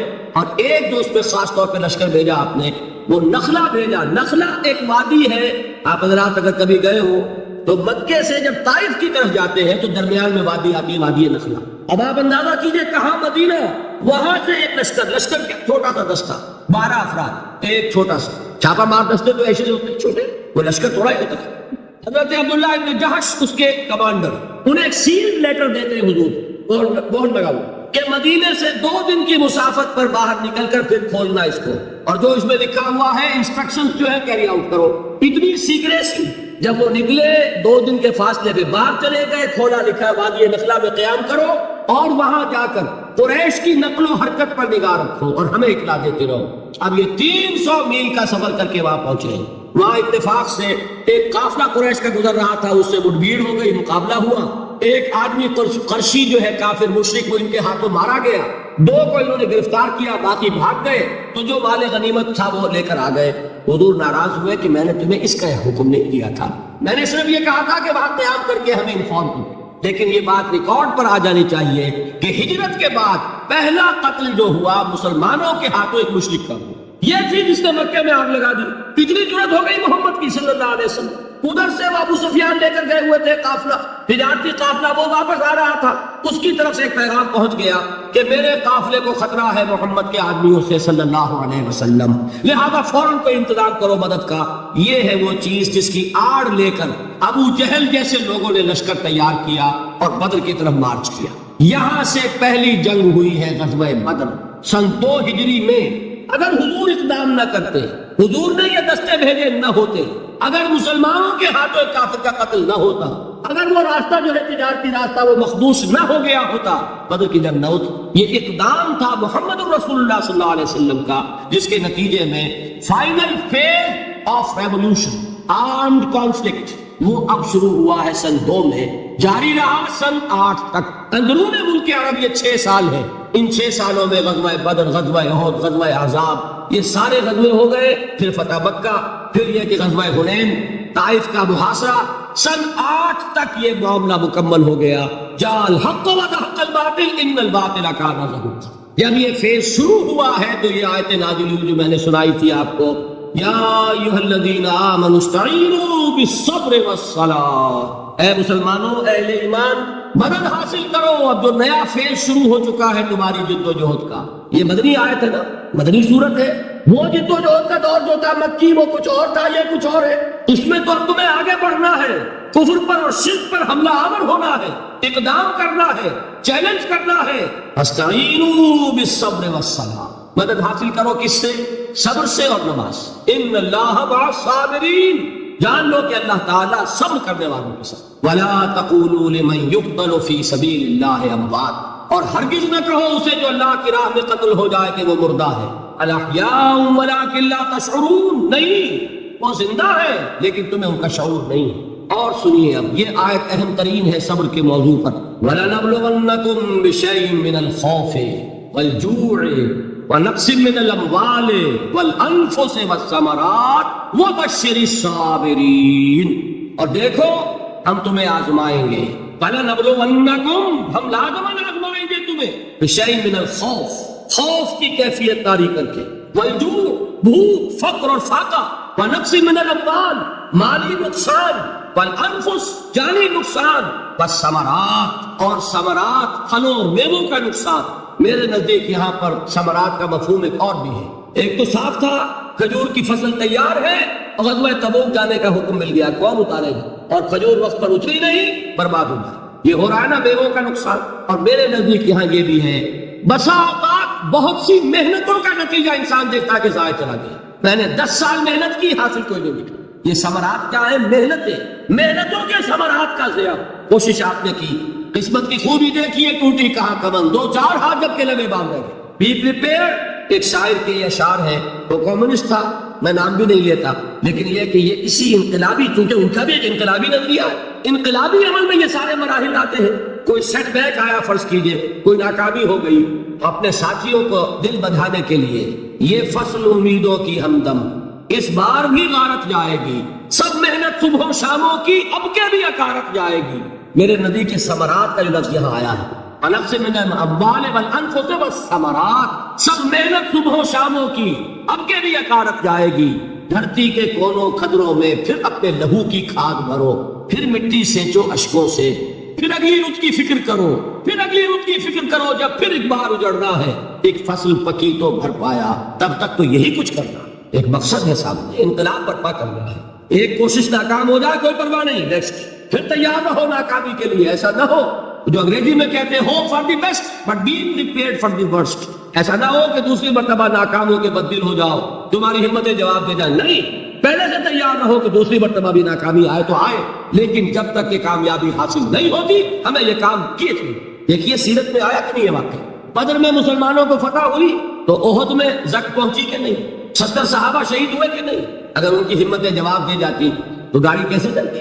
تو فرمایا وَلَنَبْلُوَنَّكُمْ بِشَيْءٍ مِّنَ الْخَوْفِ وَالْجُوعِ وَنَقْصٍ مِّنَ الْأَمْوَالِ وَالْأَنفُسِ وَالثَّمَرَاتِ، ہم تمہیں لازماً آزمائیں گے، خوف کی کیفیت سے، فقر و فاقے کی کیفیت سے، بھوک سے، جان کے نقصان سے، مال کے نقصان سے، محنتوں کے حاصل کے ضائع ہو جانے سے۔ وَبَشِّرِ الصَّابِرِينَ، اور اے نبی بشارت دیجئے صبر کرنے والوں، الذین اذا اصابتهم مصیبۃ، وہ کہ جب ان پر کوئی تکلیف آئے، کوئی مصیبت آئے، کوئی آزمائش آئے، قالوا انا للہ وانا الیہ راجعون، وہ یہ کہے کہ ہم اللہ ہی کے ہیں، اللہ ہی کی طرف لوٹ جانا۔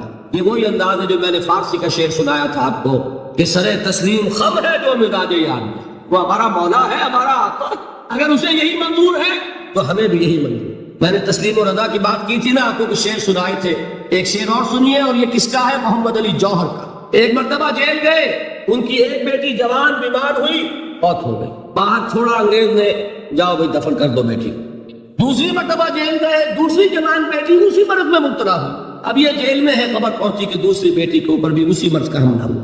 ایک نظم لکھی ہے جس کا آخری شعر یہ ہے، تیری صحت ہمیں منظور ہے لیکن اس کو نہیں منظور تو پھر ہم کو بھی منظور نہیں۔ یہ ہے، جب تک یہ کیفیت نہ ہو اس میدان میں آدمی ثابت قدم نہیں رہ سکتا کہ میرے رب کو اگر یہ منظور ہے تو یہی مجھے منظور ہے، اور تیری صحت ہمیں چاہیے تو ضرور، لیکن ہمارے رب کو منظور نہیں تو ہمیں بھی منظور۔ راضی برضائے رب۔ وبشر الصابرین الذین اذا اصابتهم مصیبۃ قالوا انا للہ وانا الیہ راجعون۔ نہ شبد نصیب دشمن کے شبد ہلاک تیغت، سر دوستہ سلامت کے تو خنجر آستہ، اولئک علیہم صلوات من ربہم ورحمہ، یہی ہے وہ لوگ جن پر ان کے رب کی طرف سے عنایتیں ہیں اور رحمتیں ہیں، اولئک ھم المہتدون، اور یہی ہے وہ لوگ جو کامیاب ہونے والے، ہدایت پانے والے، ہدایت یافتہ۔ اسی سورہ بقرہ میں ذرا آگے چل کر، یہ تو ہے 20واں رکوع، 19واں رکوع، 21ویں رکوع کی پہلی آیت ہے، لیس البر ان تولوا وجوہکم قبل المشرق والمغرب ولکن البر من آمن باللہ والیوم الآخر والملائکۃ والکتاب والنبیین وآتى المال على حبه ذوي القربى واليتامى والمساكين وابن السبيل والسائلين وفي الرقاب وأقام الصلاة وآتى الزكاة والموفون بعهدهم إذا عاهدوا والصابرين في البأساء والضراء وحين البأس۔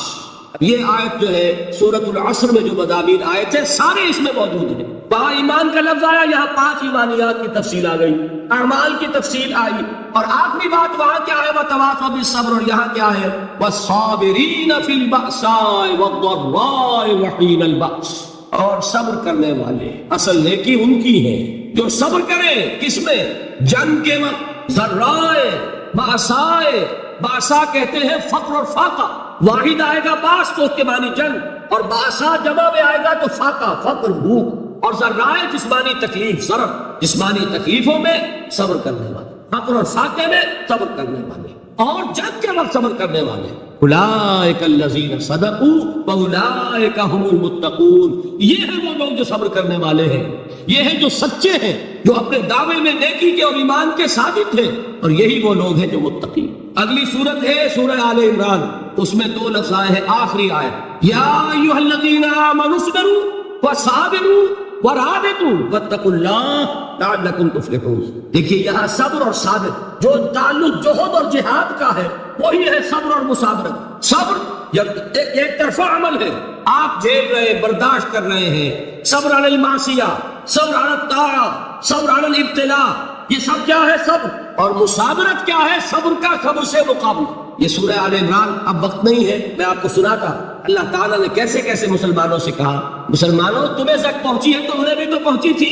ان کے 70 نہیں مارے گئے تھے بدر میں. ان کے حوصلے جو ہیں وہ تو پست نہیں ہوئے، وہ اگلے سال آ گئے تم پر چڑھائی کر کے. تم کیوں اتنا برا مان رہے ہو؟ تمہارے دل اتنے زخمی کیوں ہو گئے؟ تمہیں تکلیف پہنچتی ہے تو انہیں بھی پہنچتی ہے. اپنی غیرت جو ہے ہمیں ذرا اس کا جائزہ لینا چاہیے. لوگ باطل نظریات کے لیے کتنی قربانیاں دے رہے ہیں، لوگ باطل چیزوں کے فروغ کے لیے کتنی محنتیں کر رہے ہیں. جیسا کہ میں نے ابھی کہا تھا اسی غیرت کو چیلنج کرنے کے لیے، ذرا آپ کی حمیت دینی کو جوش دلانے کے لیے. قادیانی نوجوان کتنی تعداد میں اپنے آپ کو دین کے لیے وقف کرتا ہے، اور آپ کتنے نوجوان ہیں جو اپنے آپ کو دین کے لیے وقف کرتے ہیں، اور وہ کھاتے پیتے گھرانوں کے لوگ. یہ نہیں ہے کہ اگر کوئی اور کام نہیں کر سکتا تو پھر یہ ہے کہ وہ دین کے کام میں لگ جائے. باصلاحیت لوگ، کھاتے پیتے لوگ، ذہنی استعداد رکھنے والے لوگ، اونچے گھرانوں کے لوگ وہ وقت کریں اپنے آپ کو دین کے لیے. اس کے بغیر کیسے باہر آ جائے گی، کیسے عورت آ جائے؟ تو دنیا میں باطل نظریات والے جو ہیں یہ بات کہی گئی ہے مسلمانوں تم اگر توحید کے لیے لڑ رہے ہو، دیکھتے نہیں ابو جہل کو، اس نے گردن کٹوائی ہے شرک کے لیے، شرک کے لیے گردن کٹوائے، اور تم توحید کے لیے گردن کٹوانے کو تیار ہو. اس نے گردن کٹوائی کہ نہیں کٹوائی؟